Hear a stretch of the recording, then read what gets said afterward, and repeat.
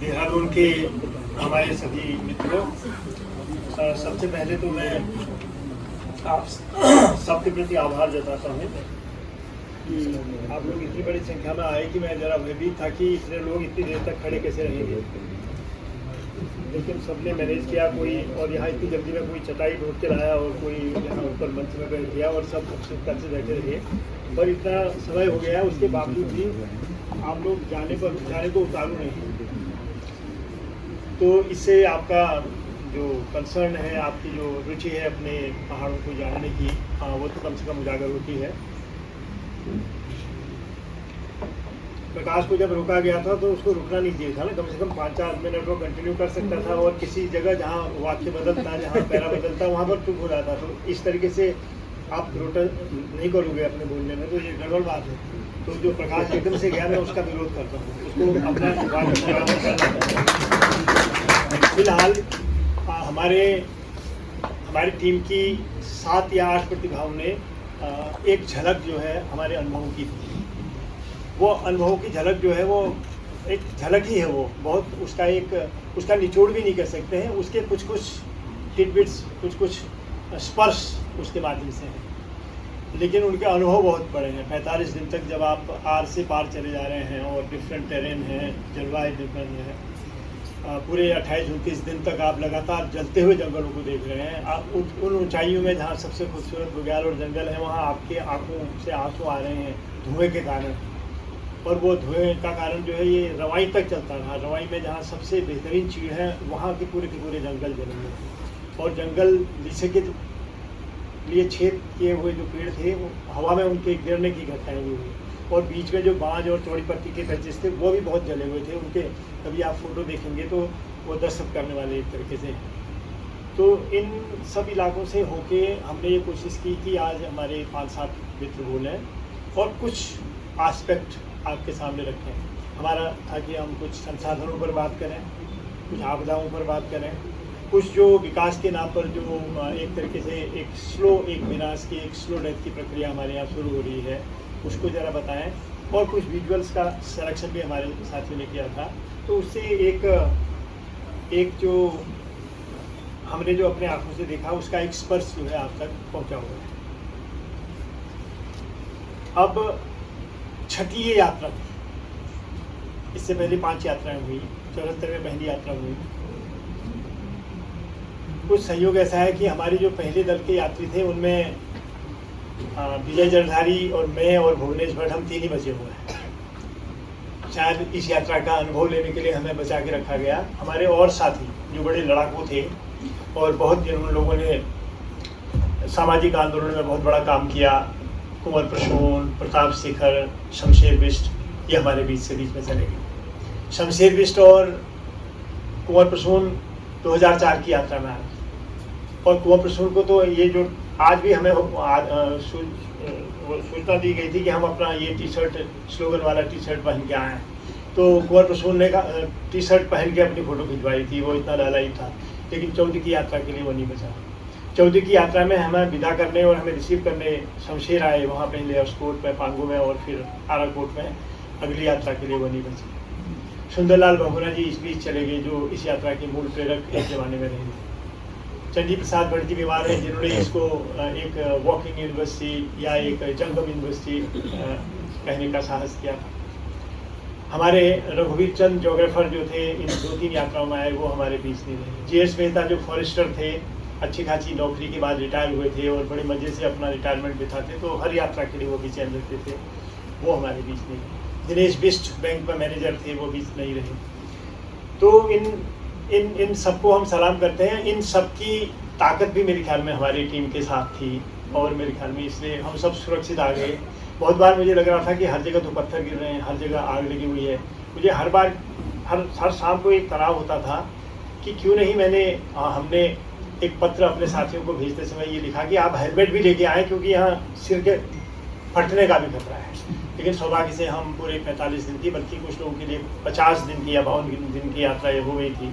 मेरी ही यात्रा का हम 23 को चले गए थे, आज समझिए कि 10 हो गया है, तो करीबन 50 दिन तो मुझे ही हो गए। कुछ साथियों को और 55 दिन हो गए होंगे। इतने समय से हम निकले हुए हैं। 25 साल, इस 50 साल के 25 साल हम उत्तर प्रदेश का हिस्सा थे और इन 25 साल हम उत्तराखंड के हिस्सा हैं, जो हमारा राज्य था। हमारा राज्य तेलंगाना की तरह बना हुआ राज्य नहीं था, या झारखंड जहाँ पहले आंदोलन हुआ था लेकिन बाद में बिना आंदोलन के वहाँ राज्य बना था, वैसा राज्य में नहीं था। हमारा राज्य 44 शहीदों की जान जाने के बाद मिला था। हमारे राज्य के लिए अनेक बलात्कार हमारी माँ बहनों ने झेले और उसके लिए बाकायदा इलाहाबाद हाई कोर्ट की बड़ी रिपोर्ट है जिसको जस्टिस धवन ने किया था, और उसमें एक एक डिटेल है। और कभी भी कोई भविष्य का रिसर्चर उसको देखेगा तो वो रिसर्च करने से पहले शर्मसार होगा कि हम एक ऐसे समाज का हिस्सा थे, एक ऐसे तंत्र का हिस्सा थे जहाँ इतनी शहादतों के बाद भी हमें तमीज़ नहीं आई, हम शहीदों की शहादतों के अनुरूप अपने राज्य को बनाए। किसी भी पार्टी में ये तमीज़ नहीं आई। आज लगता ही नहीं है कि इतनी शहादतों और इतने बलात्कारों के बाद मिले हुए राज्य को चलाने वाले हमारे नेता कैसे। इन 25 सालों में जिले नए नए बन गए, तो जो हमारी यात्रा कम दिनों में होती थी वो इस बार बड़ी लंबी रही कि पिथौरागढ़ के बाद बागेश्वर के बाद फिर चमोली में आते हैं, सबसे लंबा पीरियड उसमें रहता है। चमोली के बाद रुद्रप्रयाग के बाद टिहरी के बाद उत्तरकाशी, बीच में हम देहरादून भी हुआते हैं और फिर हम देहरादून के जौनसार भावर से होते हुए आराकोट में पहुँचते हैं। आराकोट में हम ही नहीं पहुँचते हैं, आराकोट में हमारे एक और दल हमारे हिमाचल के दोस्तों का आ रहा होता है जो पूरी पब्बर नदी के कोर्स को स्रोत से लेकर संगम तक की यात्रा करता हुआ। उसमें बड़े नौजवान हैं, हट्टे कट्टे, ट्रिपल IT के स्टूडेंट हैं, रिसर्चर हैं और एक्टिविस्ट हैं, वो सब भी वहाँ से आते हैं। तो ये इस बार की एक बड़ी उपलब्धि रही कि हमारे हिमाचल और उत्तराखंड की दोनों यात्राओं का मिलन भी आराकोट का। तकरीबन 1150 किलोमीटर हम चलते हैं और अभी पूरी सूची नहीं बनी है। मुझे लगता है कि 250 से ज़्यादा लोग एक दिन से लेकर 45 दिन तक हमारी यात्रा में रहे। पिछली बार भी लगभग 260 के करीब थे, 60 महिलाएं थी। और इस बार अभी अंतिम हिस्से में हमारे साथियों ने कुछ एक इस तरीके का आयोजन रखा है जिसमें हम उन साथियों को जिन्होंने पूरी यात्रा की उनको एक उनका अभिनंदन करेंगे। हमारी 2 यूनिवर्सिटी के साथियों ने ये तय किया है। तो 12-13 लोगों ने इस बार आर से पार पूरी की पूरी यात्रा की और ये बहुत कठिन होता है। आप 6 बुग्यालों से होते हुए आ रहे हैं, 36 नदियों को पार करते हुए आ रहे हैं। आप घनघोर लगी हुई आग और घनघोर के बीच में बारिश और लैंडस्लाइड के बीच आ रहे हैं। आप इतने बड़े टूरिस्ट, और उसको आप पिलग्रिम रश कहना बड़ा मुश्किल है, टूरिस्ट रश के बीच आ रहे हैं। बल्कि हम लोगों ने सजेस्ट किया कि आप गोपेश्वर के लिए जोशीमठ से जो है बस में या टैक्सी में चले जाएं, आप पैदल न जाएं, क्योंकि जितनी गाड़ियां पर मिनट जा रही थी, जब वहाँ हेलीकॉप्टर जा रहे थे, यहाँ गाड़ियां जा रही थी, हर 1-2-3 सेकंड में कोई गाड़ी आपके यहाँ से गुजरती थी। हमने कहा कोई भी गाड़ी कहीं भी हिट कर सकती है आप। तो ऐसे दौर में ये पूरी यात्रा करते हुए हमारे यहाँ अपने अंतिम डेस्टिनेशन में पहुँचे। बहुत सारे लोगों ने ड्रॉप किया, बहुत सारे लोग दोबारा जल्दी से आगे वो बेचैन हुए और कुछ ही दिनों बाद फिर यात्रा में शामिल होने के लिए आ गए। लेकिन बहुत ज़्यादा लोगों को हम एकोमोडेट करने की स्थिति में नहीं। रजिस्ट्रेशन की एक फॉर्मेलिटी हमने की थी ये जानने के लिए कि जिनकी उत्सुकता जिस तरीके की होगी उस हिसाब से चयन करेंगे। तो बहुत सारे लोगों को जो रजिस्टर किए गए थे उनको हम नहीं बुला सके। लेकिन हमारी आशा है कि जो हम नदी यात्रा करना चाहते हैं स्रोत से संगम या संगम से स्रोत तक, उसमें हम और लोगों को, अगर 10 जनों का ग्रुप बनता है तो 5 हम स्थानीय चाहेंगे, 5 हम चाहेंगे कि देश के और हिस्सों के, उत्तराखंड के और हिस्सों के लोग आएँ, ताकि उस नदी को समझने में उनका एक ऑब्जेक्टिव नज़रिया भी हो। एक जो स्थानीय हो उनका अपने एक स्थानीय नज़रिया होता है, क्योंकि वो उस नदी के साथ अरसे से रह रहे हैं, उनके परिवार रह रहे हैं। एक हमारा और एक मान लिया एक साइंटिस्ट आ जाता है, एक जियोलॉजिस्ट आता है, हाइड्रोलॉजिस्ट आता है, तो हमारे पास उस नदी के बारे में एक ज़्यादा गहरी समझ होती है जो हम अपने समाज, अपने जनप्रतिनिधियों, सरकार वगैरह वगैरह को दे सकते हैं। अगर कुछ बहुत सारी चीज़ें कही गई हैं, उनके बीच से सूत्र निकाल के कहे जाएं, तो सबसे बड़ा दबाव जो गिरिजा ने सबसे शुरू में ही बताया था, सबसे बड़ा दबाव जो है हमारे संसाधनों पर है। और वो सिर्फ जंगल पर नहीं है, वो सिर्फ पानी पर नहीं है, वह सबसे ज़्यादा ज़मीन पर है। इस बीच जो सबसे बड़ा परिवर्तन हमने गाँवों में और कस्बों में और जिला मुख्यालयों में देखा कि कृषि की करीबन 80% जमीन जो है that has already gone to constructional purpose. और जो व्यक्तिगत जमीन जो 1 हेक्टेयर के करीब होती थी वो शायद घट के आधे में आ गई। और हम एक ऐसा राज्य है जिसके पास अपने कृषि स्टैटिस्टिक्स नहीं है, अपने कृषि के आंकड़े नहीं है। क्यों नहीं है? इसलिए नहीं है कि हमारा जो पिछला लैंड सेटलमेंट था वो 1960 से 64 के बीच हुआ था and it was meant for 40 years. उसके 40 साल जो है वो 2004 में पूरे हो जाते थे। तो नए राज्य के बनने के साथ ही हमारा लैंड सेटलमेंट होता तो हमें पता होता कितनी हमारी एग्रीकल्चरल लैंड बची हुई। नॉर्मली हमारा ये ख्याल पुराने सरकारी आंकड़ों से जो मिलता है कि 10-1% जमीन हमारे ओवरऑल रही होगी एग्रीकल्चर के अंतर्गत। अगर 88% पर्वतीय उत्तराखंड की बात करें तो इस पर्वतीय उत्तराखंड में मात्र 5 या 5.5% जमीन खेती की बची। पर कैपिटा और कम जाती। वो तो भला हो कि हम माइग्रेशन में बहुत ज़्यादा है इसलिए ज़मीन के बंटने की नौबत नहीं आ रही, घर का बंटवारा होने की नौबत नहीं आ रही। कोई न कोई भाई परदेश में है, छोटी या बड़ी नौकरी कर रहा है। अब आप ये देखिए कि 6% जमीन खेती के अंतर्गत है और 65 से 70 के बीच प्रतिशत जमीन जो है वो स्टेट के पास है, फॉरेस्ट डिपार्टमेंट के पास है। अगर आप उत्तर प्रदेश से जो हमारा पुराना प्रदेश है उससे तुलना करें तो उत्तर प्रदेश में around 70% land is under agriculture and that is the land which is under individual ownership। तो उत्तर प्रदेश में इंडिविजुअल ओनरशिप में 70% जमीन है और हमारे यहाँ पहाड़ों में 5%, इवन इससे भी कम हो सकता है क्योंकि हमारे पास पिछले 60 साल में कितनी agricultural land non agricultural purpose में चली गई है। अब देहरादून वालों को मैं क्या बताऊँ, जिनको 20 साल पहले के देहरादून की याद है वो तुलना कर सकते हैं कि जहाँ लीची थी, जहाँ बासमती थी, जहाँ आम थी, जहाँ अमरूद थे, वहाँ सीमेंट के स्ट्रक्चर आ गए हैं। और ये यहीं की बात नहीं है, ये छोटे लेवल पर हर जगह हुआ है। गोपेश्वर के पूरे खेत जिला मुख्यालय ने खा लिए। पिथौरागढ़ के सबसे बेस्ट जो एग्रीकल्चरल लैंड थी, पेस्टोरल लैंड थी, चारागाह थे, वो सब के सब जिला मुख्यालय के हवाले हो गए। बचा खुचा ITBP ले गई, फिर 2 आर्मी के डिपोट बन गए, फिर जो और बचा था उसको हवाई जहाज का अड्डा जो अभी भी जहाज का इंतजार कर रहा है उससे खत्म कर। तो ये 2 बड़े रिसोर्सेज पर ये दबाव है।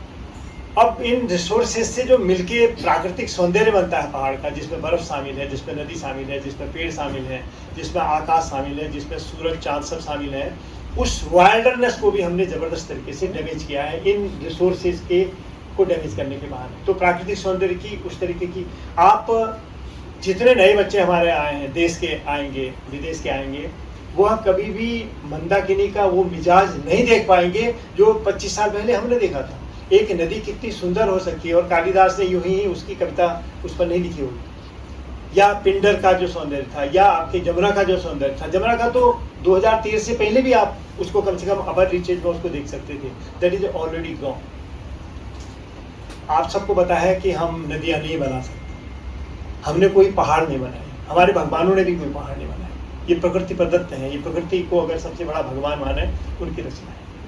हम बहुत बार कहते हैं और पोएट्री से कुछ चीज़ें उधार लेते हुए कहते हैं कि हमने कोई घोंसला बनाना नहीं सीखा है, हम पिंजड़े जरूर बना सकते हैं। हमने कभी भी जो है कोई जिसको कहेंगे कि नदी नहीं बनाई, हमने नहर बनाई जरूर। तो कुछ चीज़ें जो प्रकृति प्रदत्त हैं उसके लिए होमो सेपियंस का एक बुनियादी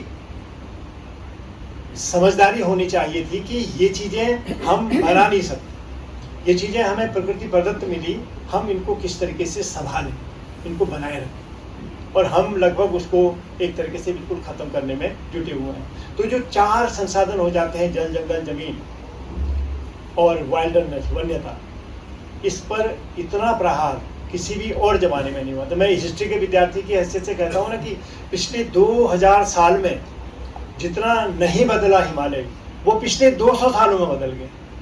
और हमारे लिए पिछले 10-20 सालों में इतना बदल गया कि हम जानते ही नहीं कि हमने कितना पहाड़ को खोद दिया है, कितना बदरंग हो गया है।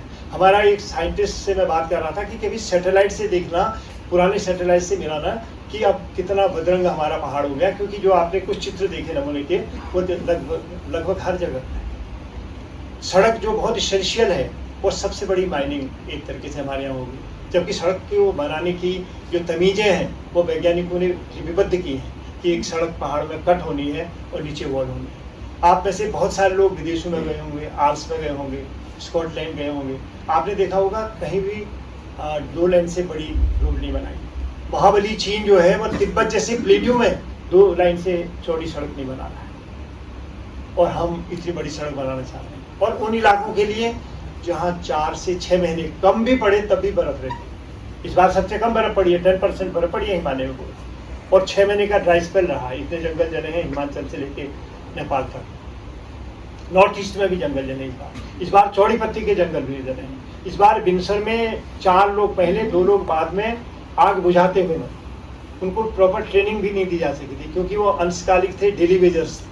आग बुझाने का कोई एक जिसको कहते हैं कि एक जो सामाजिक प्रशासनिक तानाबाना हो सकता है, क्योंकि आग बुझाना बिना संयुक्त मोर्चे के हो ही नहीं सकता। पहाड़ में कोई भी चीज़ करनी है वो संयुक्त मोर्चा चाहिए, सरकार की समझदारी चाहिए, प्रशासकों की तमीज चाहिए और जनता की हिस्सेदारी चाहिए, उसके बिना हो नहीं सकता है। तो ये इन संसाधनों पर ज़बरदस्त तरीके का दबाव है।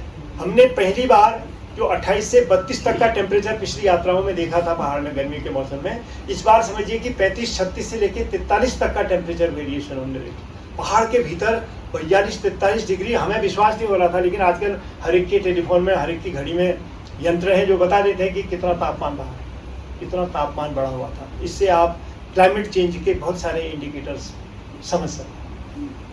हमारे यहाँ कोई IIPC की रिपोर्ट को नहीं पढ़ने जा रहा है, लेकिन उसका भी सार लगभग इसी तरह का आता है कि माउंटेन्स में ज़्यादा दुष्प्रभाव जो है क्लाइमेट चेंज का होने वाला है, और हिमालय में सबसे ज़्यादा होने वाला है। हिमालय में भी कर्राकोरम का क्षेत्र शायद सुरक्षित रहे, लेकिन नीचे के इलाके में ज़बरदस्त तरीके की मेल्टिंग हो रही है, और मेल्टिंग होने से ग्लेशियर लेक्स बहुत ज़्यादा बन रही हैं, और ग्लेशियर लेक्स बनते ही खतरे हो जाते हैं। आपने सिक्किम का उदाहरण आपको याद होगा कि एक ग्लेशियर लेक के बर्स्ट होने से कितनी बड़ी हानि हुई। एक पूरा का पूरा 15,000 करोड़ का जो तीस्ता 3 प्रोजेक्ट था वो पूरा का पूरा वॉश हो गया। कुल्लू का उदाहरण देख लीजिए आप। कुल्लू में जो 2 बड़ी नदियां आती थी, एक आपका ब्यास आती थी और उधर से पार्वती आती थी। हमारे यहाँ पहाड़ों में संगम नहीं बदलते हैं। हमारे जो पुराने रिकॉर्ड हैं वो देवप्रयाग को वहीं बताते हैं जहाँ आज है, रॉक में। कर्णप्रयाग, रुद्रप्रयाग, ये सब है। कर्णप्रयाग में अगल बगल रॉक है, बीच में जरा चौड़ा स्थान है। लेकिन वहाँ पहली बार पहाड़ों में ऐसा हुआ कि नदी का संगम बदल गया, करीबन आधा किलोमीटर या 1 फर्लॉन्ग से ज़्यादा संगम नीचे शिफ्ट हो गया, क्योंकि दोनों में फ्लड आया। और दोनों में जो फ्लड आया उसकी पड़ताल 1995 में हो चुकी थी। फोन बंद करिए, कोई बोल रहा है फोन में। हाँ प्लीज, सॉरी। जो इसमें सबसे इंटरेस्टिंग बात है वो क्या है, वो ये है कि ब्यास नदी में पहले भी फ्लड आया था 1996 में, और उसमें जो आपका हिमाचल का हाईकोर्ट था उसने ज़बरदस्त जजमेंट दिया था। उसको हेडलाइन दिया था आपके ट्रिब्यून ने, rivers are not meant for ministers, क्योंकि किसी मिनिस्टर का बंगला उसमें आया जिसके कारण पानी का डाइवर्जन हुआ, उसने दूसरी तरफ काट दिया। हमारे यहाँ काली नदी में ऐसा हुआ 2013 में, बल्कि 2013 में हमारी कोई नदी बची हुई नहीं जहाँ यह हादसा न हुआ हो। हमने, क्योंकि सबसे ज़्यादा लोगों का देहांत जो है वो केदारनाथ में हुआ था, मंदाकिनी घाटी में हुआ था, तो केदारनाथ ट्रेजेडी की ही चर्चा हुई कि वो पेन उत्तराखंडी जो ट्रेजेडी थी वो हमारी आंखों से चली गई। कोई व्हाइट पेपर नहीं निकला, किसी साइंटिस्ट ने कोई इस तरीके का वो नहीं दिया कि इसके डायमेंशन समझ लें। यानी कि रुपिन नदी से फ्लडिंग शुरू हुई थी, और नेपाल से जो काली नदी में चमलिया नदी मिलती है वहाँ तक मलबा ही मलबा। रामगंगा ईस्ट जैसी नदी में, जिसमें कोई हाइड्रो प्रोजेक्ट तब तक नहीं था, रोड भी अभी बड़ी मुश्किल से वहाँ गई थी, वहाँ भी फ्लडिंग थी। जो गिरजा फोटो दिखा रहे थे, वो पुल के नीचे जो सिल्ट थी और जो फ्लड लाइन थी वो साफ साफ दिखाई देती। तो ये संसाधनों पर प्रहार जो है ये सबसे बड़ा एक खतरा हमारे अनुभव में था। जो दूसरी बात थी, जिसका एक खुशनुमा पक्ष भी है, कि जो लोग सड़कों के लिए अरसे से तड़प रहे थे, अंग्रेजों के ज़माने से तड़प रहे थे, जहाँ फौजी लोग हुआ करते थे, फौज में भर्ती होने जाते थे, सिपाही के घर आने पर उसकी 3 दूनी 6 दिन जो है अपने गांव पहुंचने में लग जाते थे। 90 किलोमीटर मोटर हेड से तो हम अस्कोटाराकूट की पहली यात्राओं में गए थे। आज सड़कें जो हैं अंतिम गांव से 10 से 15 किलोमीटर की रेंज में आ गई हैं। ये अपने आप में बड़ी उपलब्धि है, लेकिन इस उपलब्धि का एक बड़ा निगेटिव आस्पेक्ट है, वो ये है कि सड़क तो बना दी लेकिन पब्लिक ट्रांसपोर्ट हमने वहाँ डेवलप नहीं किया। इसलिए उसमें आलू के बोरे हों कि आदमी हों, वो एक तरीके से जो है ढोए जाते हैं। यानी कि एक आदमी जो टैक्स दे रहा है, जो आपको टिकट का पैसा दे रहा है, उसको भी एक आदमी की हैसियत से नीचे आने की सुविधा नहीं है। हर एक के पास कार नहीं हो सकती। तो पब्लिक ट्रांसपोर्ट का आइडिया किसी नेता के मन में नहीं आया, आना चाहिए था। दूसरी तरफ उन सड़कों ने लोगों की सुविधाओं को बढ़ाया है। लेकिन क्योंकि हम सड़कें तो ले गए, कनेक्टिविटी नहीं पहुंच पाई, वहाँ स्कूल नहीं पहुंच पाया, अस्पताल नहीं पहुंच पाया, इसलिए इस सड़क का इस्तेमाल उसने माइग्रेट होकर नीचे अपने को रोगी की हैसियत से दिखाने के लिए किया, अपने बच्चों को किसी कस्बे में या ब्लॉक मुख्यालय में किसी सो कॉल्ड पब्लिक स्कूल में पढ़ाने के लिए किया, और इस तरीके से गाँव खाली हो गया। पहले माइग्रेशन में गाँव खाली होता था तो महिला रहती थी, वो माँ और बाप दोनों का रोल अदा करती थी। लेकिन बाप जब वहाँ रहा वो अकेला पड़ गया, उसने अपने को पहली बार हैंडीकैप पाया, क्योंकि वो महिला की तरह की कार्य क्षमता नहीं रखता था, और वो न फसल उगा सकता था, न भैंस पाल सकता था। तो पूरा परिवार का ताना बाना, बहुत जगह ये उदाहरण मिले, जो 2014 की यात्रा में इसको हम नोटिस नहीं कर पाए थे। इस बार हमारे साथियों ने बड़े समझदारी से इसको नोटिस किया। ये हर जगह हमने देखा, भूटान तक के गाँव से लेके आके इवन यहाँ बंगाल के गाँव थे। सड़कों ने एक और चीज की कि कुछ कुछ जगहों में लड़कियों को भी पढ़ने का मौका मिला। जैसे हम 74 और 84 में देख रहे थे कि स्कूल में कोई मास्टरनी हमें नहीं दिखती, और स्कूल में कोई हमें लड़कियां जो है नहीं दिखती थी। 74 में तो हमारे लिए दुर्लभ था कि किसी बेटी को हम अपने प्राइमरी स्कूल की कक्षा में देखते। 84 में बदलाव आए, 94 में बदलाव आए, ये बदलाव आते गए, ये बड़े पॉजिटिव बदलाव हैं। लेकिन इसका मतलब ये नहीं है कि हमने शिक्षा की गुणवत्ता को बदल दिया हो। शिक्षा की गुणवत्ता अभी गड़बड़ी चली हुई है। हम किसी भी अपने इलाके के हाथ के धंधे से, मिट्टी से जुड़े धंधे से अपनी शिक्षा प्रणाली नहीं होगी। अब बंगाल का इलाका है, सेव का इलाका है, सबसे बढ़िया हैंडीक्राफ्ट यानी कि लकड़ी की नक्काशी का इलाका है, यानी कि जमुना टॉम्स और घाटियाँ जो है, और इवन भागीरथी घाटी। वहाँ हमारे किसी स्कूल में और किसी कॉलेज में, किसी यूनिवर्सिटी में न तो हॉर्टिकल्चर की शिक्षा है, और न ही जो है इस तरह की वुड टेक्नोलॉजी की, वुड जिसको कहेंगे कि कार्विंग की, या इस तरीके की कोई हैंडीक्राफ्ट या कोई छोटी इंडस्ट्री लगाने की। नेपाल काठमांडू आप जाएंगे, कैसे उन्होंने अपने जो लकड़ी का जो उनका आर्किटेक्चर है, जो लकड़ी की उनकी नक्काशी है, उसके वो रिप्लिकाज बना के डॉलर्स में और पॉन्ड्स में और यूरोज में बेचते हैं, और बहुत बड़ी इनकम है उनके यहाँ। इसलिए उनके यहाँ के जितने आर्टिस्ट हैं वो बहुत अच्छे फल फूल हैं, बहुत अच्छी उनकी इनकम है। हम नहीं जोड़ सके। 35 लाख लोग अगर केदारनाथ में या चार धाम में आ रहे हैं, उनमें से 5 लाख बंदे भी इस तरीके के हैंडीक्राफ्ट ले जाते हैं। आप देखते हैं कि उनके लिए मार्केट अवेलेबल है, लेकिन हमारे यहाँ उसको जोड़ा नहीं गया। बल्कि एक ज़माने में कृषि होती थी हमारे यहाँ विषय, और वहाँ हैंडीक्राफ्ट था, बुक क्राफ्ट, वो तक छूट गया। फसली छुट्टी हमारे यहाँ होती थी, आपको याद होगा, ताकि बच्चा अपने माँ बाप को फसल के समय मदद कर सके। लेकिन अब फसली छुट्टियों का रिवाज भी नहीं रहा। तो बहुत सारी खामियां इस तरह की हमें स्कूलों में भी दिखाई देती। लड़कियां अभी भी बहुत बार 5 से 8 की कक्षा तक जो है वो नहीं जा पाती। उसके बाद कुछ परिवर्तन जरूर हुआ है। इस बार हमने देखा कि 2014 में भी और 2024 में भी हर जगह हाई स्कूल और इंटर को टॉप करने वाली लड़कियां हैं। कमला है, बिमला है, रुक्मिणी है, सब टॉपर है। 78%, 79%, 75% ऐसे ला है।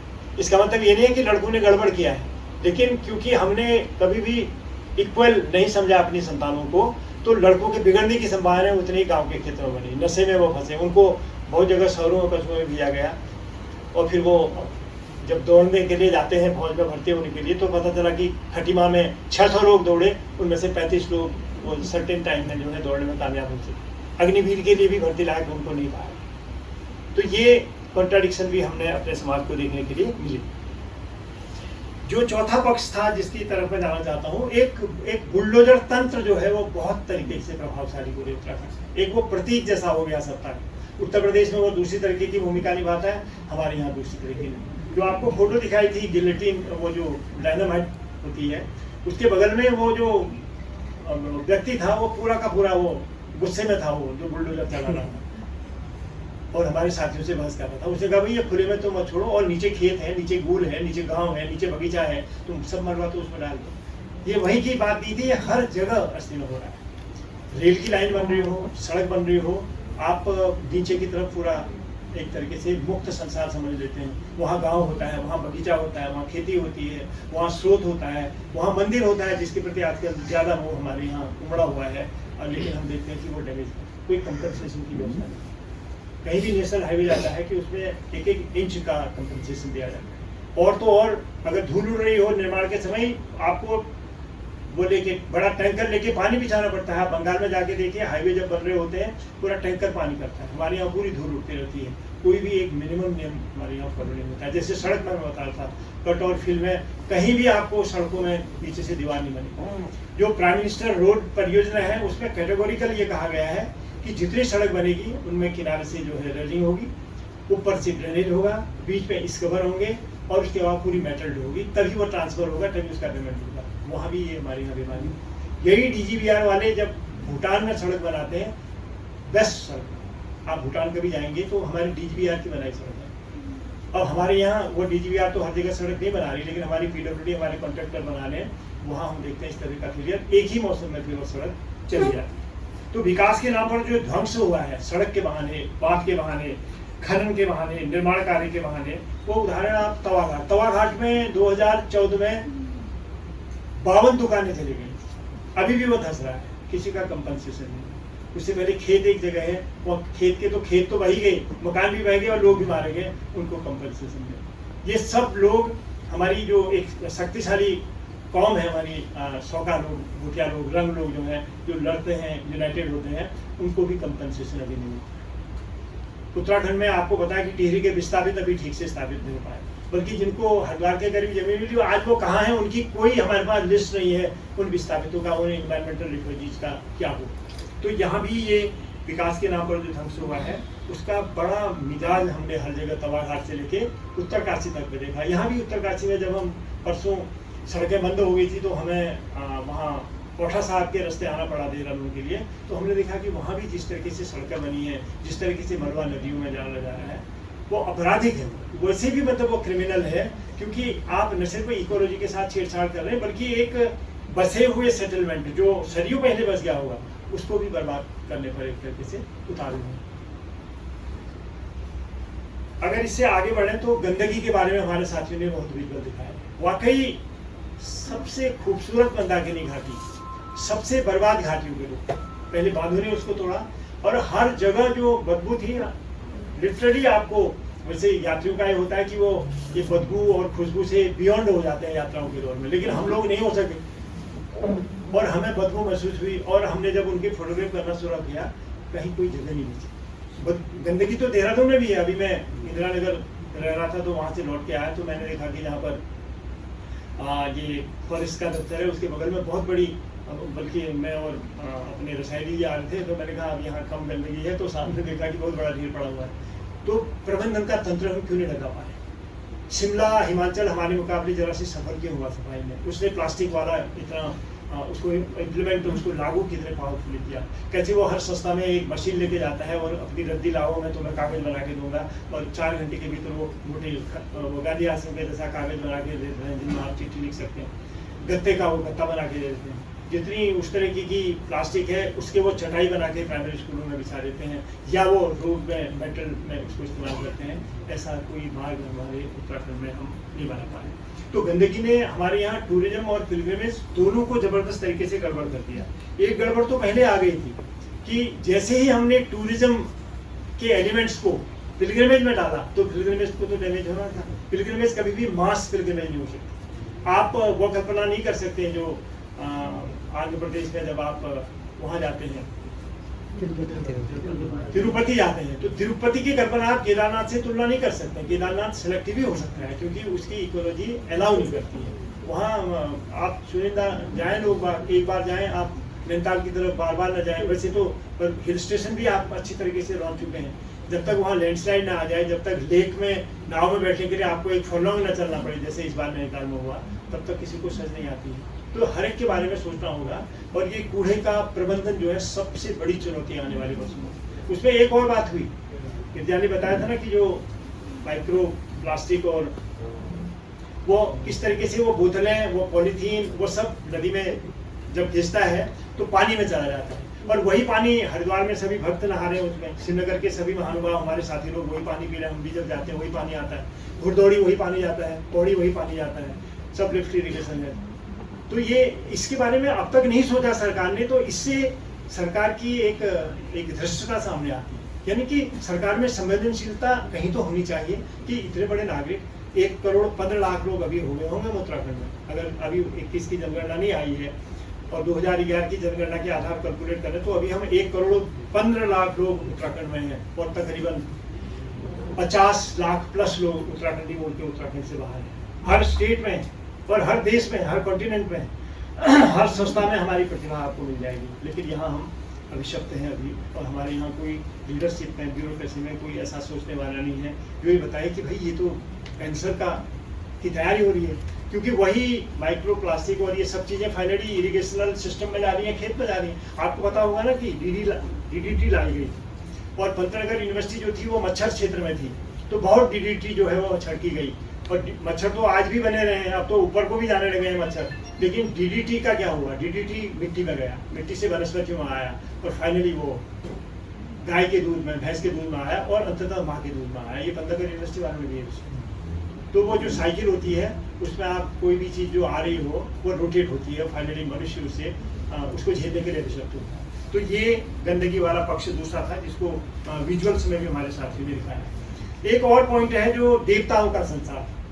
हमारे यहाँ दर्जनों ऐसे देवता हैं जो बहुत ही लोकप्रिय हैं और जिनमें स्थानीयता भी है। कभी कभी उनकी टेरिटरी बड़ी हो जाती है, जैसे गुल्ल की टेरिटरी बहुत बड़ी है। जो पौड़ी के ढांडे तक जो गुल्ल अल्मोड़े से, चंपावत से आ गया था, वो हमने देखा कि इस बार टिहरी में भी घुसा पड़ा हुआ है। एक दुमजले में हमें गुल्ल का मंदिर देखा, और दो कहानियां, एक कहानी अभी इन्होंने बताई, एक और कहानी है उसके विस्तार में अभी नहीं जाते हैं।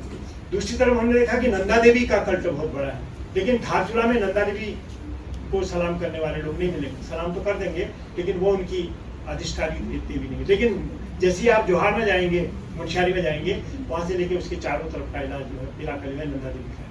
लेकिन जैसे ही उत्तरकाशी में भागीरथी को पार करेंगे तो वहां महासु किसी और को नहीं आने देता है। लेकिन अभी यह षड्यंत्र हो रहा है कि महासु को महाशिव बनाने पर हम तुले, जैसे नंदा देवी को पार्वती बनाने पर पूरा संसार रुका पड़ा है। क्यों नहीं आप इतना साहस करते कि नंदा देवी अपने आप में एक ऑटोनोमस देवी, वो ध्यानी है, वो बेटी है, बहन है, बहू है, ऐसा दिमाग में हमारा नहीं आता।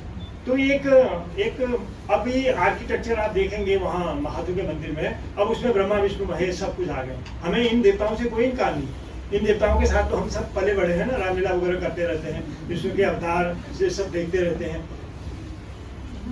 हर्ष ने कहा था ना कि पहले हमने देवताओं को बनाया, फिर देवताओं ने हमको बनाया हुआ जो कविता थी उसकी, तो उसमें ये वाला संकेत था। हमारे सब देवता हम जैसे ही, वो खेती से जुड़े हैं, कृषि औजारों से जुड़े हैं, व्यापार से जुड़े हैं। हम भी अपनी यात्रा में देख रहे थे कि जगह जगह जहाँ विधायक मिलते थे वहाँ पत्थर रखने का, ऊन चढ़ाने का ऐसा किस्म का रिवाज।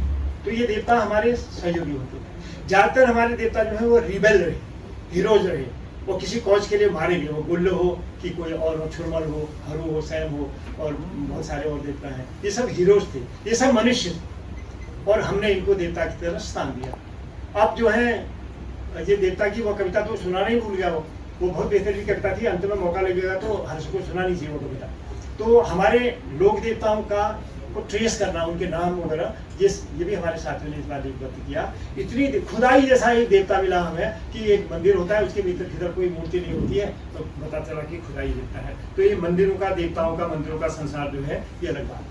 आपने बौखनाक देवता का नाम नहीं सुना होगा इस बीच, लेकिन सिलक्यारा टनल का जैसे ही पानी गड़बड़ हुआ उतने लोग उसमें फंस गए। आपने देखा कि तो अंत में वो क्या रेट क्या कहते हैं उनको, रेट माइनस, उन्होंने ही उनको निकाला, कोई और मशीन काम नहीं आई। अमेरिका के वैज्ञानिक खाली झूलता रहा, अंत में वही निकाल पाए जो टेक्निकली जो अवैध है, जिसको ये सरकार मना करती है, उन्होंने उनको निकाला। लेकिन उसी बीच बौखनाक का प्रकटीकरण हुआ, ऊपर का पहाड़ है, उन्होंने कहा ये लग गया।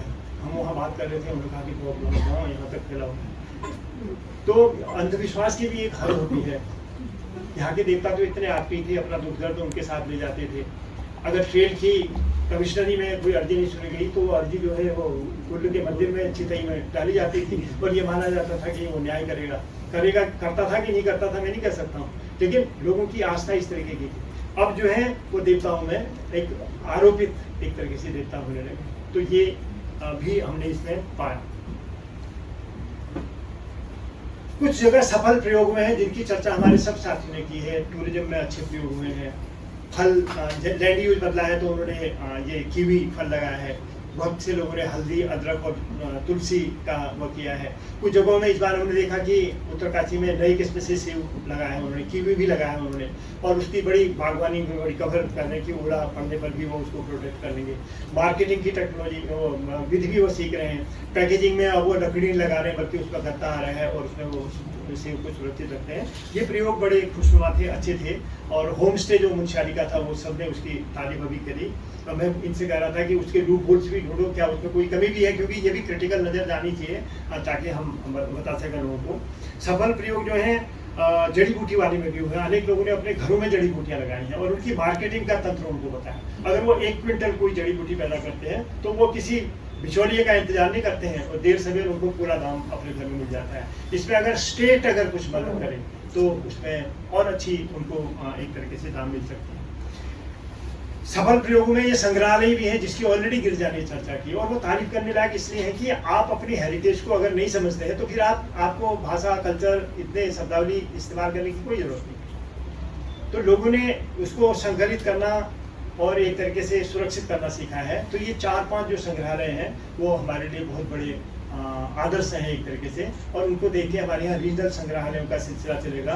पर्यटन के साथ भी संग्रहालयों का बड़ा गहन रिश्ता है। मुंशियारी में आज जो भी जाता है वो संग्रहालय देखने जरूर जाता है। एक माँ साहब जो LT ग्रेड में थे, मैजिस्ट्रेटी ग्रेड में थे, जिन्होंने उस संग्रहालय को एक कमरे में शुरू किया, आज वो 3 मंजिले मकान में वो संग्रहालय है। टिकट लेके लोग उसको देखने के लिए आते हैं। मैं सोच रहा था कि बिगड़ल बंगाली ही उसको देखने आते होंगे, लेकिन हर तरह के टूरिस्ट उसको देखने के लिए आते हैं।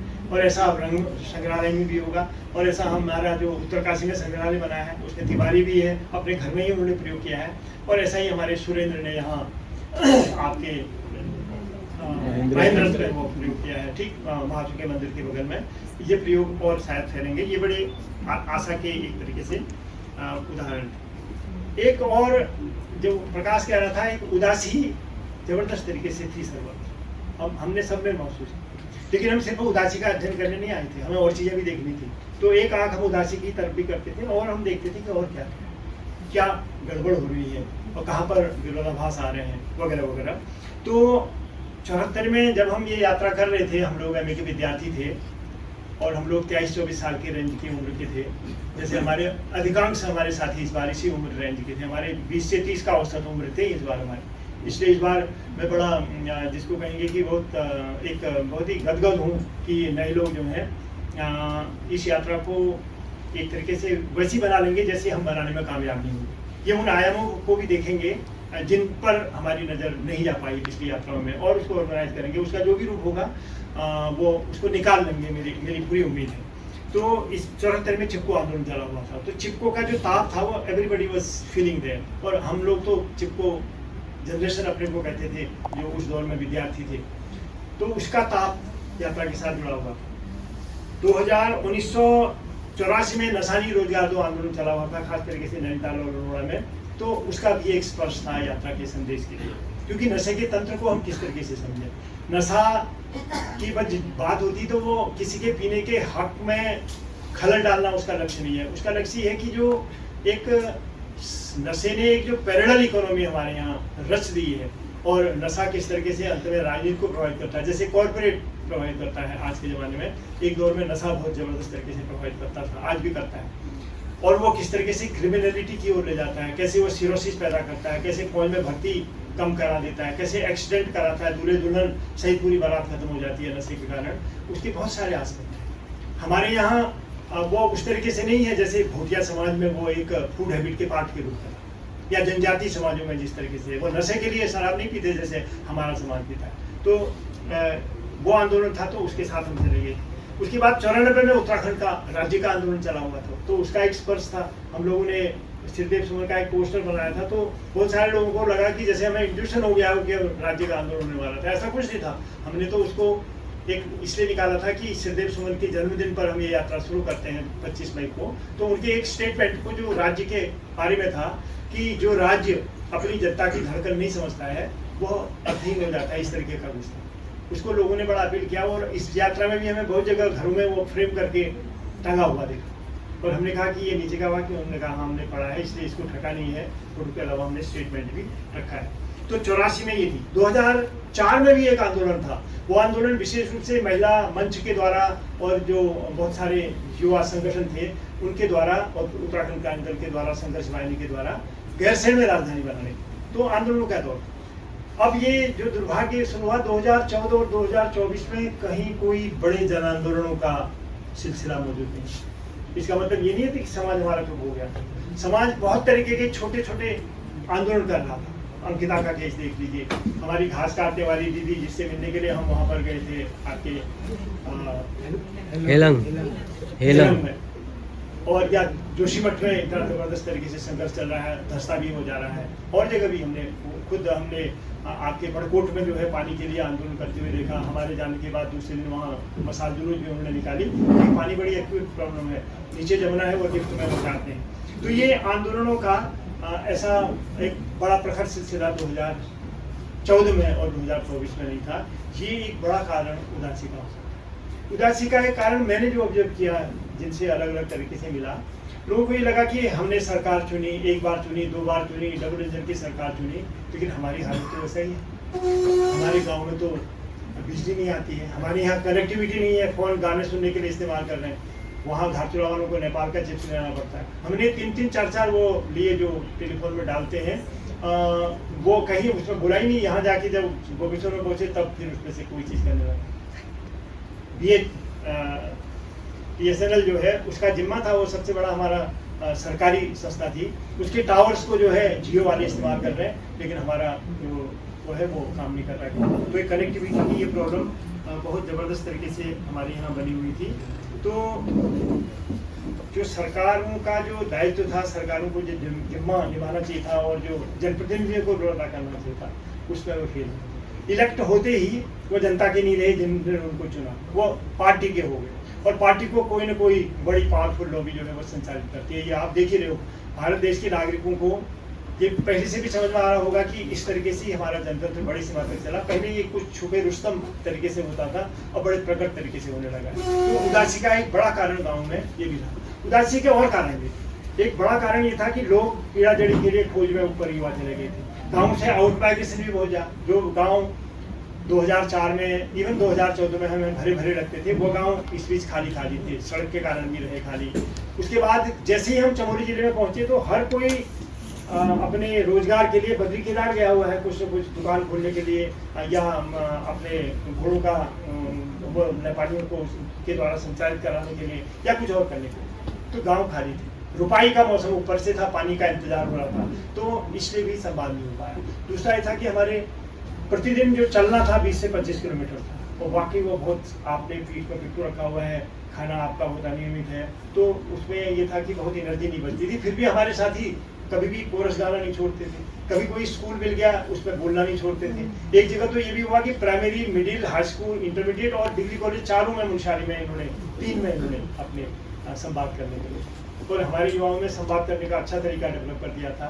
बच्चों में एक तरीके से सवाल पूछने की एक क्षमता भी हम रखते थे, और कहते थे कि सवाल नहीं पूछोगे तो कैसे काम चलेगा, तो बच्चे सवाल पूछना भी शुरू करते थे।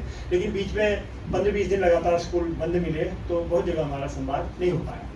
संवाद पहले भी हम कर लेते थे, तो उसका बड़ा कारण ये था कि रात को जहाँ हम रुकते थे कम लोग होते थे, तो हमारे प्रबंधन में ज़्यादा समय नहीं लगता था, और जल्दी से 3-4 लोग, 5-6 लोग परिवारों में चले गए तो आपके गांव के साथ सभा हो जाती थी। इस बार ये होता था कि जब 15, 20, 25, 30 लोग एक जगह पहुंचते थे तो गांव वालों के मन में भी सबसे पहले सुनना नहीं होता था, पहले होता था कि ये बच्चे थक थक के आए हैं, पहले इनकी व्यवस्था करो। इसलिए भी जो है उस तरीके से संवाद नहीं हुआ। लेकिन संवाद की अभी गुंजाइश है। हमारे साथी जो अभी आए हैं वो अपने साल भर में कभी 1 हफ्ता 10 दिन निकाल करके किसी एक इलाके में इंटेंसिव फील्ड वर्क कर सकते हैं, और करना चाहिए। उससे फिर और अच्छा जो है दृश्य हमारे सामने प्रकट होगा। एक और बात जो मुझे लगता है हमारे सामने आई, वो ये थी कि हमें सामने नहीं आई जो हमने किया इस बार हमने अपने हीरोज को ढूंढना शुरू किया। हीरोज की तलाश कोई लोकलिज्म या जिसको पैरोकियल रीजनलिज्म नहीं है। वो हीरोज क्या है कि जिन लोगों ने एक जनरेशन में या दूसरी जनरेशन में हमारे समाज को इंस्पायर किया, आंदोलन को लीड किया और एक पॉजिटिव डायरेक्शन हमारे समाज को दी, उन लोगों को ढूंढना भी हमारा काम। जब हम वहाँ मुनस्यारी में थे तो हमने देखा कि हमने सबसे पहले वहाँ गंगोत्री घड़ियाल को याद किया, who is the very initial educator of the region. जितने नए लोग आए वो उनके द्वारा पढ़ाई, और वो इलाहाबाद यूनिवर्सिटी की पहली ग्रेजुएट बनी, क्योंकि उसमें सवर्ण परिवारों के लोगों को, लड़कियों को भेजने का रिवाज नहीं था। वह जयंती पंत जब वहाँ पढ़ रही थी शांति निकेतन में, उनसे 2 साल पहले, 1 साल पहले इलाहाबाद से BA करके आई। ऐसे ही हरप्रसाद टमटा की भतीजी जो थी वो उसमें BA करके आई। ये जनजातीय परिवार और दलित परिवार है जो सबसे पहले हमारे यहाँ के ग्रेजुएट बने, क्योंकि सवर्णों में हमारे यहाँ लड़कियों को भेजने का कोई रिवाज नहीं था। लड़कों को वो आपके लाहौर से लेके कलकत्ता तक कहीं भी भेज सकते। कितने सारे लोगों ने हमारे यहाँ लाहौर से मेडिकल किया, और कितने सारे, सुंदरलाल बहुगुणा खुद लाहौर कॉलेज में पढ़े, और कितने सारे लोगों ने BHU से, कलकत्ता यूनिवर्सिटी से, इलाहाबाद से, लखनऊ यूनिवर्सिटी से हमारे यहाँ पढ़ाई की। तो ये गंगोत्री घड़ियाल के बाद हमने रतन सिंह रायपा को याद किया, जिनका जिक्र अभी हमारे उन्होंने अबलचाल जी ने किया था। वो उन व्यक्ति थे जो एंथ्रोपोलॉजिकल सर्वे में गए, उन्होंने अपने इलाके पर बहुत क्रिटिकल, बहुत अच्छी किताब लिखी। अपने इलाके पर किताब लिखना बहुत कठिन होता है, उन्होंने वो करके दिखाया, और बाद में उस किताब के कारण एंथ्रोपोलॉजिकल सर्वे ने उनको लिया, और फिर उन्होंने अंडमान पर और बहुत जगह क्या वो जरूरत। हमने हिमरत जी को याद किया, जिन्होंने वहाँ की फोक पर काम किया था। हमने फुकालियाल जी को याद किया, जो रंग समाज के संस्थापकों में से एक थे। हमने राम सिंह पांगती को मुंशियारी में याद किया। शेर सिंह पांगती जी जिन्होंने म्यूजियम बनाया उनको याद किया। अपने आर स्टूडिया को याद किया। उससे पहले हमने झूसिया दमाई को याद किया, जब हम जौलजीबी के करीब पहुँचे। झूसिया दमाई ऐसे गायक थे बाई नेशनल, जो आधा नेपाल के आधे यहाँ थे। उनके बिना नेपाल की त्रिपुरा सुंदरी के मंदिर का दरवाजा नहीं खुलता है, लेकिन he is not allowed to enter into the temple. जब उनसे हम बात करते थे कि भैया आपको तो जाने देते हैं, उन्होंने कहा अरे जो देवता का दरवाजा ही मेरे संगीत से खुल रहा है, उसके भीतर जाऊँ न जाऊँ क्या फर्क पड़ता है। और यही जवाब हमें गंगाराम ने आराकोट में दिया, जो यहाँ के बहुत बड़े आर्किटेक्ट, जिन्होंने महाजू के सब मंदिर जिन्होंने बनाए हैं। वो गंगाराम अब दिवंगत हैं, आराकोट के बगल में ही गाँव में वहाँ के रहने वाले थे। तो उनसे भी जब पूछा, उन्होंने कहा भाई मैं इतने देवताओं के लिए, इतने महासू, 4 भाइयों महासू के लिए, उनकी माँ के लिए मैंने ये सब स्थान बनाए हैं, और मुझे भीतर जाने में कोई दिलचस्पी नहीं है, क्योंकि भीतर जिनको रखा गया है उनके लिए तो मैंने स्थान निर्धारित किया। तो ये हमारे जाति व्यवस्था पर भी कटाक्ष है, और हमारी जो स्ट्रेटिफिकेशन है हमारे समाज का उस पर भी है। लेकिन उसके साथ ही ये एक महान कलाकारों की एक फोटो गिरजा ने जो दिखाई थी, वो सन 57 के वो व्यक्ति हैं जिन्होंने केदार नृत्य किया था, जिन्होंने हमारे महानायक जो तिब्बत में हमारे सेनापति थे, अपने जिनके नाम की वो हमारी नहर है श्रीनगर के करीब, मलेथा की गुल जो है, उसका गाना गा के गाए थे। बल्कि इंद्रमणि बडोनी को कल्चरल बनने में उन्हीं का योगदान रहा, खुद इंद्रमणि बडोनी ये कहते थे। तो उनको हमने याद किया। फिर और आगे आए हम लोग, तो हमने शेर सिंह दाणू को याद किया, जो एक जमाने में जनसंघ के टिकट से वहाँ MLA बने, और कहाँ हिमनी घेस बलान जैसे गांव से, यानी कि लोगों के बीच काम किया होगा तभी वो उनके नजर में आया होगा। ऐसे ही हमने महेंद्र सिंह बागड़ी को याद किया, जो आयने के बहुत बड़े व्यक्ति थे और मल्लारामपुर में थे। गौरा देवी के गांव में हमने दक्षिण को उनको याद किया, बल्कि चिपको आंदोलन के 50 साल पर भी एक संक्षिप्त चर्चा की। गोविंद सिंह रावत के गांव में तो भव्य समारोह हमारा हुआ। केदार सिंह रावत को केदार घाटी के हमने याद किया। मुरारी लाल जी के गांव में हम गए, उनके बच्चों ने हम लोग को नाश्ते पर बुलाया। चंडी प्रसाद भट्ट जी ने हमारे साथियों को संबोधित किया। प्रताप सिंह पुष्पान जी के भतीजे के यहाँ में जाने का मौका मिला, वो भी ऐसे आंदोलन, ऐसे MLA थे जो जन आंदोलन को समर्थन देते थे। फिर उसके बाद इंद्रमणि बडोनी के गाँव गए हम। इसी के बगल में जो है मीरा बहन आई थी, उनको हमने वहाँ याद किया। सुंदरलाल बहुगुणा जी बिमला जी के और उनके सहयोगियों के द्वारा स्थापित शिरारा आश्रम में हम गए, जो जबरदस्त उदासी से बना हुआ भी था, क्योंकि वहाँ कोई अभी व्यवस्था नहीं हो पा रही है। ज़्यादातर संस्थाओं की इसी तरीके की इच्छा है, क्योंकि उनके जो निर्माता थे उनको वाइब्रेंट करने वाले लोग थे, they are no more with us. और जो नए लोग हैं वो उनको चलाने की अभी इस तरीके से सोचने में ही हैं। ऐसे ही बिहारी भाई को हमने वहाँ देखा, आपके बूढ़ा गिरार में। कमलाराम नौटियाल को हमने उत्तरकाशी में याद किया। घनश्याम सैलानी को उत्तरकाशी में याद किया। ऐसे ही रवाल्टा जी को हमने वहाँ, गंगाराम जी को हमने रवाई वगैरह में याद किया। तो ये हीरोज को याद करने के पीछे भी था कि अपनी लोकल हिस्ट्री का सेंस होना चाहिए। इसका मतलब कोई पूजा भाव नहीं है, उनकी क्रिटिकल स्टडी हो, उनके जीवन से क्या इंस्पायरिंग है, किन कंडीशनों में वो इमर्ज होकर लीडर बन के हमारे यहाँ आए, इसको हम लोग समझें। ये समझना भी बहुत ज़रूरी है। पॉलिटिकल इकोनॉमी समझने के लिए, ग्रामीण अर्थव्यवस्था समझने के लिए, ये सब मिल्यूज को समझना भी जरूरी है। और जो अभी जातिवाद का तंत्र हमारे यहाँ है, जो स्त्री के प्रति आज भी पूर्वाग्रह है। इन्होंने बताया नहीं, पीरियड्स के मौके पर आज भी जो है महिलाओं को बाहर जाना पड़ता है। जो जरा संपन्न और पढ़े लिखे परिवार है वो कमरे किसी मंजिल में उनको अलाउ कर देते हैं, बाकी अभी भी गोट का है। यानी कि शुद्धि का ये आइडिया ही बड़ा पैरोपियल है, ये सोचने की बात है। और ये मेल्स के लिए भी चुनौती है कि उनको इतनी अकल, इतनी समझ क्यों नहीं आती होगी कि वो इस पर कोई इसका उपचार करे। और इसी तरीके से जो दलित वाला प्रश्न है, जो माइनॉरिटी वाला प्रश्न है, हमारी जनरेशन एक तरीके से बड़ी सीमा तक भूल गई थी, इससे बाहर निकल गई। अब पहली बार हम सवर्ण और शिल्पकार का सवाल हमारे सामने आया। हमने कभी बचपन से इसको फील नहीं किया।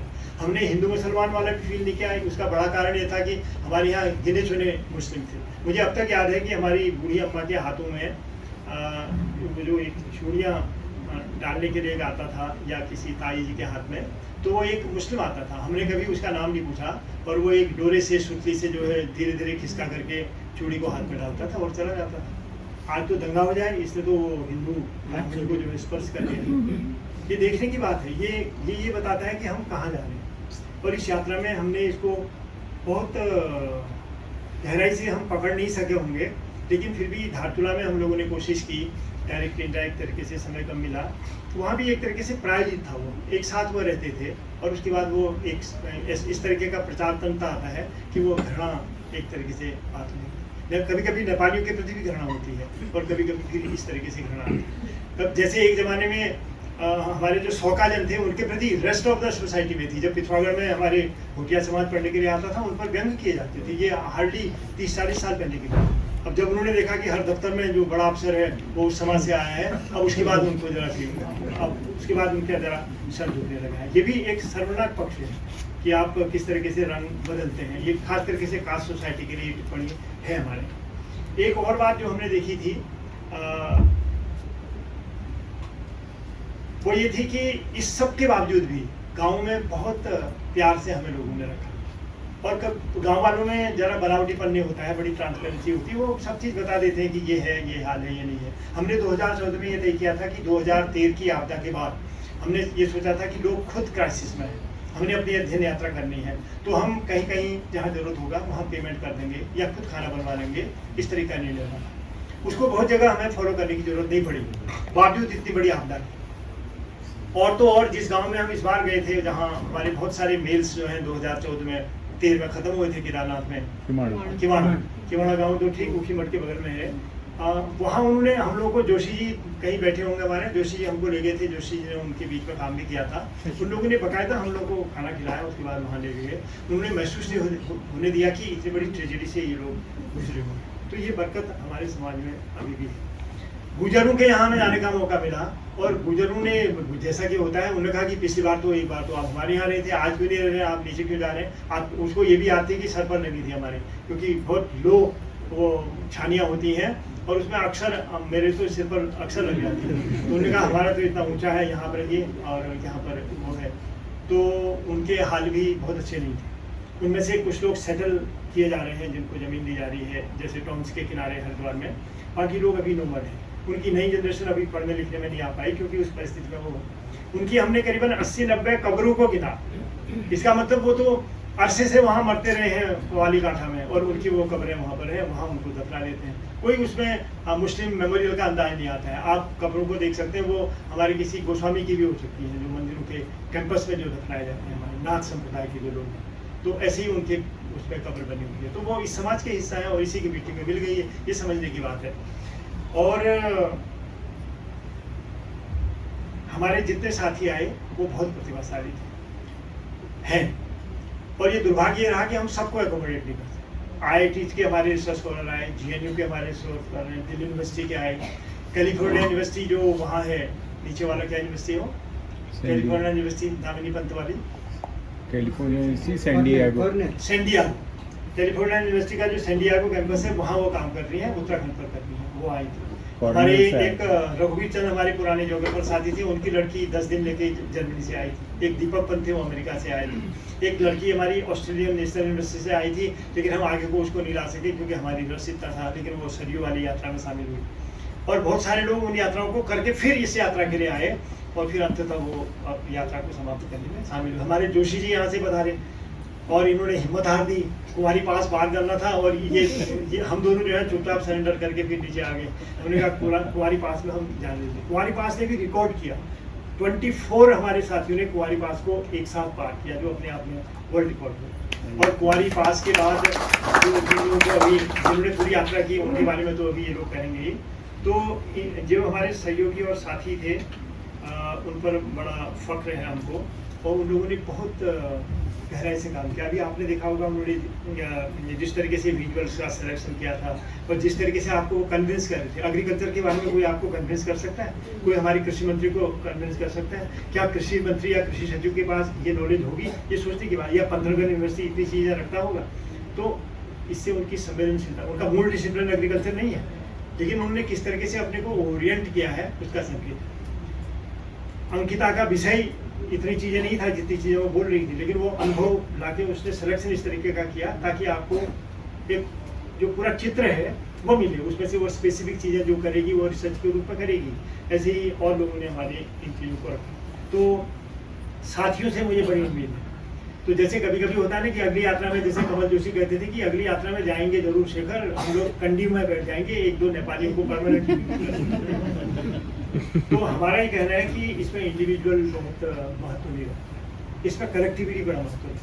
अगर कलेक्टिविटी रहेगी तो जो चीज़ें 1974 में हमारे साथियों ने शुरू की थी वो हमारे नए बच्चे अपने ज़माने में करेंगे। समस्याएं हर जमाने में होंगी, समस्याओं का मिजाज बदल सकता है, तो उसके अनुरूप अपने को ढालने का काम होगा। तो वो अगर होगा तो जो हमारे यंग लोगों को ज़्यादा सेंसिटाइज होने का मौका मिलेगा। अपने साथियों के साथ इतने दिन तक यात्रा करने के बाद जब हम आज देहरादून में पहुंचे, 2 दिन आपने हमें यहाँ रोक ही लिया किसी तरीके से, तो मुझे दुष्यंत कुमार की एक गजल की 4 पंक्तियां याद आ रही हैं। इस नदी की धार से ठंडी हवा आती तो, ये पहली लाइन है। इस नदी की धार से ठंडी हवा आती तो है, नाव जर्जर ही सही लहरों से टकराती तो है। नाव जर्जर ही सही लहरों से टकराती तो है, एक चिनगारी कहीं से ढूंढ लाओ दोस्तों, ये नए लोगों के लिए। एक चिनगारी कहीं से ढूंढ लाओ दोस्तों, इस दिए में तेल से भीगी हुई बाती तो है। इस दिए में तेल से भीगी हुई बाती तो है, नाव जर्जर ही सही लहरों से टकराती तो है। मैं आप सबका आभार करता हूँ और आप लोगों से निवेदन करता हूँ कि सत्र का